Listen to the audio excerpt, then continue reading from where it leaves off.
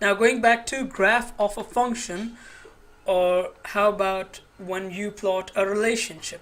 For example, if you have a good understanding of functions, you can continue from there. Otherwise, I would recommend you again to go and look into that lecture about functions. If I have this function, say y equals to x plus 3, the first thing first that you need is the function table. In order to plot a graph, you need the ordered pairs, or the points, in other words, if I say. So let's first of all draw the function table. In the function table, this is going to be the x, this is the y. Okay, let's pick some values. I'm going to go with 3 negatives, a 0 obviously, and 1, 2, and a 3 positive. Okay, if x is negative 3, y is going to be 0. X is negative 2, y is going to be what? 1. X is negative 1, y is going to be 2. X0, y3. X1, y4, X2, y5, and X3, y6. Now from the function table, we can easily figure out the ordered pairs, or in other words, if I say the points, and they will be like -3, 0, -2, 1, -1, 2, 0, 3, 1, 4, 2, 5. I'm gonna write it down over here. 2, 5, and 3, 6. Now these ordered pairs, in other words, are the locations of the points in the two-dimensional plane, or in the rectangular coordinate system, which gives us the values for y when x have these values. So it gives us a pictorial representation of this function. It's going to give us a pictorial representation of this function. Okay, let's see. In x we have negative values as well, -3, -2, -1, and positive as well. And in y the values are going up till 6. Okay, so it should be something like that. It should cover the negatives of x, and it should be tall enough to cover y up till 6. Let's see. 1, 2, 3, 4, 5, 6. 1, 2, 3, 4, 5, 6. Okay, and in x we have 1, 2, 3, 0, -1, -2, -3, -1, -2, -3, 1, 2, 3. Okay, let's use the different colors. A lot of students complain that I don't use much color because I think white and black, they captivate more attention, what you can say. That's what I believe. Not sure if that's right or wrong. Okay, let's start from here. For x1, y is 4. This location. For x2, y is 5. This location. For x3, y is 6. This location. For x0, y is 3. Now x is 0. X is 0 where? On the x-axis? Now x is 0 where? On the x-axis, certainly x can never be 0. It's 0 on the origin, right?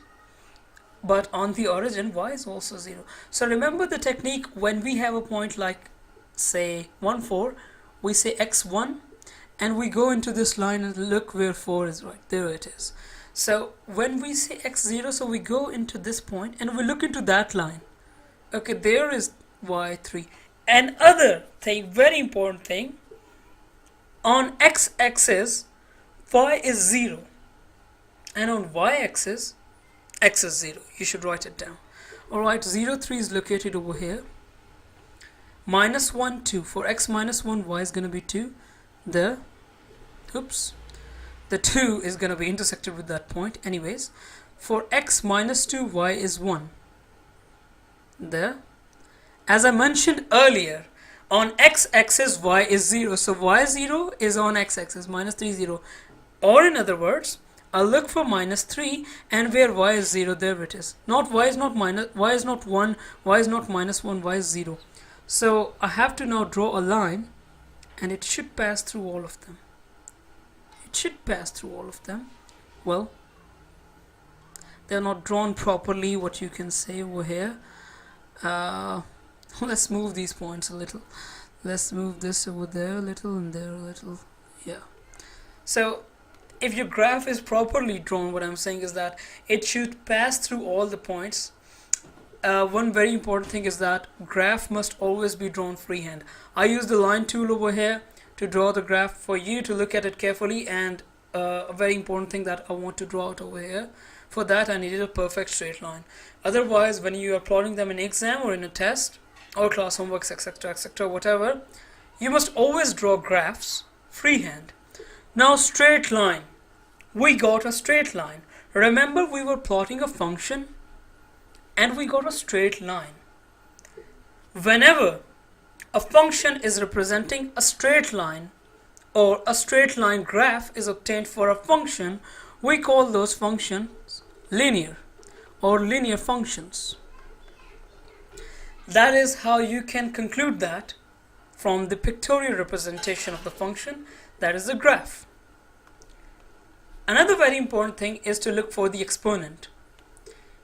That is the power of x. Right now, when there's no power written, it's 1. If it's anything other than 1, anything, 1 over 2, minus 1, whatever, if it's anything other than 1, the function will be non-linear. If it's 1, that means the function is going to be linear.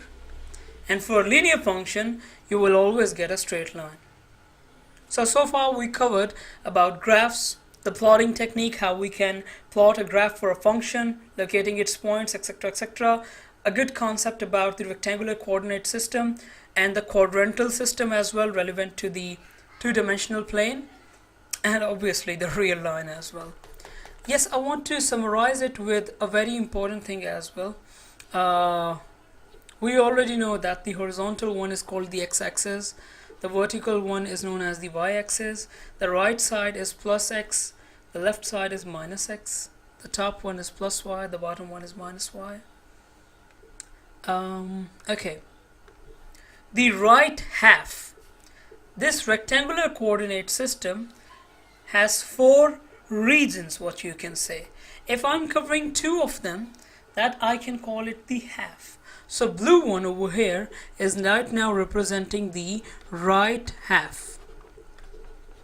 For the right half, x will always be positive irrespective of what y is going to be. Look over here, plus x plus y. Here again, plus x minus y, sorry.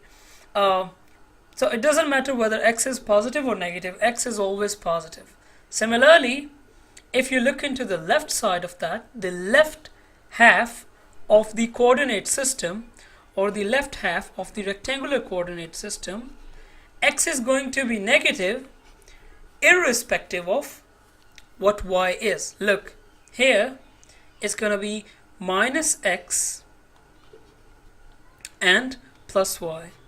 Here it's going to be minus x minus y. Irrespective of whether y is plus or minus, x will stay to its value, that is minus x. Similarly, there is this one, which we call the upper half. Look, isn't it? This one is known as the upper half, the pink one. And for that upper half, y is going to be positive, irrespective of what x is. Look, plus x plus y, minus x plus y. So y is positive irrespective of what x is. Similarly, the last one is the lower half, this one. The lower half, take a second and think what it's gonna be. Okay, it's y negative irrespective of what x is going to be. Look here, minus x minus y plus x minus y. So y is negative irrespective of what x is. And that's about it for the rectangular coordinate system, the graphs, and some basic techniques of plotting graph. Let me know in the comment section if you have any confusion. Please subscribe to my channel, follow us on Facebook, and you can always visit our website for more details. Thank you very much.